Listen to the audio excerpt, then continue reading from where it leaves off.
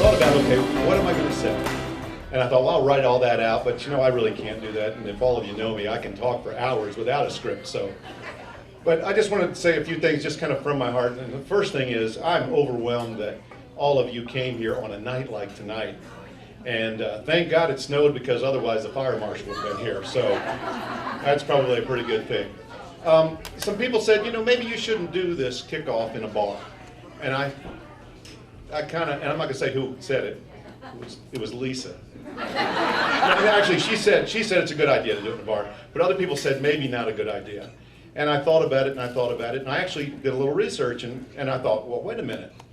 Let's see, in 1773, they planned the Boston Tea Party at Green Dragon Tavern in Boston. And then in 1775, in Philadelphia, at Tunn's Tavern, they founded the Marines, United States Marines. And then when George Washington said goodbye to the troops, he did it from Fraunces Tavern in New York. And Andrew Jackson and Jean Lafitte planned the defense of New Orleans in a bar in the French Quarter. And I thought, well, golly, I think planning something from the bar is a great thing. And so I thought, well, I'm going to give Ralph Coldiron and Bob Estes this book that I got all this stuff from. Best laid plans. I thought I'm going to write a nice note in there. Thanks for letting me have my kickoff event in your bar, and present it to them, and left the house and left it on the table. So I owe you a book, Ralph, and I'm going to give it to you. So that's the first thing. I have my dream job right now on the Court of Appeals, and I love it. And I get to write about 110, 120 opinions a year, which about 60 people say is about 60 too many. But they're the ones that lose. But and I love doing it. I love doing it a lot. But as I became chief judge, and I found out all the things that I could find out about how many things, how many problems that we've got out there that we could actually work on and fix, as opposed to just sitting around writing opinions. There's so much opportunity to solve some problems. And I just want to tell you a quick story about something that I'm so proud of, and it's happening here in Fayette County. This is just an example of what judges who want to be servants to the people, because this position isn't just about lawyers and judges. When you go to interact with the government, you don't go to the governor's mansion. You don't interact with the government there. You don't go to the legislature. You end up in a courtroom, whether it's a traffic ticket or something worse, a divorce, a contract dispute, a business issue. Those are all things that affect the people. The lawyers and the judges are just instruments of carrying that justice out. So, okay, what can you do if you have some power and some authority and you're in this position? Well, you can sit in an ivory tower somewhere and write opinions and get those out. Or you can look into programs that actually help people and do things that are really important. So right here in town, and he's not here and he probably doesn't want the credit. I know he doesn't want the credit. He's doing it very quietly, but we have a judge here, Bruce Bell. He's a district judge. And normally, if a poor guy gets and it's usually underprivileged people, in the situation of getting somebody pregnant, they have a child, then they get hit with a paternity action, they take a paternity test, then there's an obligation. They have to pay $25 every week, even if you don't have a job. That's your child support obligation. And then what happens? The amount starts building up and building up, and it gets to be an overwhelming burden. And then suddenly you're a kid, and by that I mean somebody under 30. And there's a few of you here, I see. Actually, I think all of you are under 30, aren't you? But there's that problem. So what do? You don't have a job, you can't find a job, and you owe $10,000. Well, what the government typically does, what the court system is set up to do, is to prosecute you, get you to circuit court, and put you in jail for flagrant non-support. Bruce Bell has joined with Larry Roberts' office. Actually, it was Larry Roberts' idea, as I understand.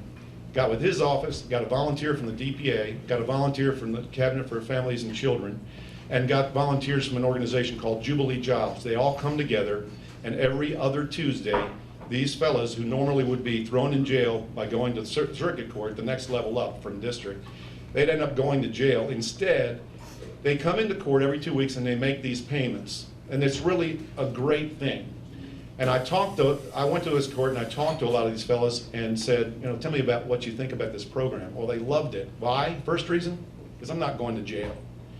But then they started telling me the stories about how they started feeling pride in the fact that they were able to work within the justice system, not go to jail, and pay some money. It's not a lot, but they started getting pride in the fact that they were supporting one of their dependents that otherwise they were running from. They weren't running from the obligation to support that dependent. They were running from the justice system that said they owed $10,000, and if you don't pay it right now, you're going to jail. Well, that's an unfair system. Bruce's system needs to be spread all across the state. But I asked the head of the DPA if he knew about it. He didn't know about it. I asked the administrative office of the courts if they knew about it. They didn't know about it.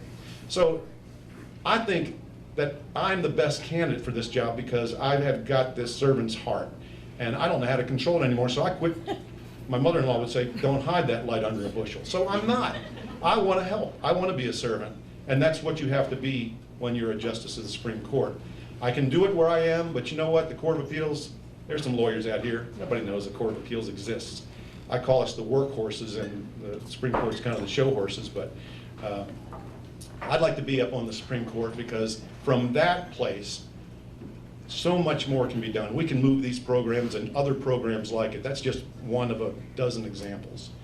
But so what I have to say is, first of all, gosh, I'm humbled by the fact that so many people came out on a night like tonight.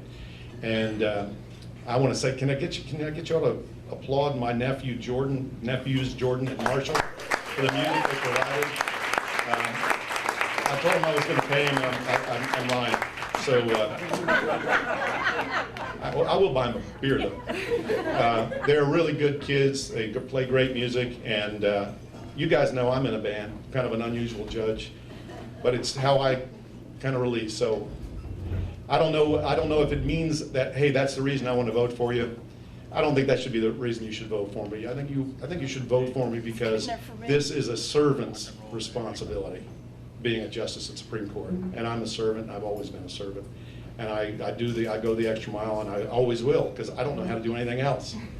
The one thing I haven't been called, I think, is lazy, except on Saturday afternoons by my wife. So they've asked me to play a few songs. I'm going to play a few songs, and I'm going to get back in the crowd, and happy to answer any questions. I want you to put the questions to me, any question you want. And if I can solve a problem that you bring to my attention, I'm going to solve it. So thanks very much for coming. I hope to get your vote in November, and thanks for all you do. So, band, come on up here. Let's play a little music.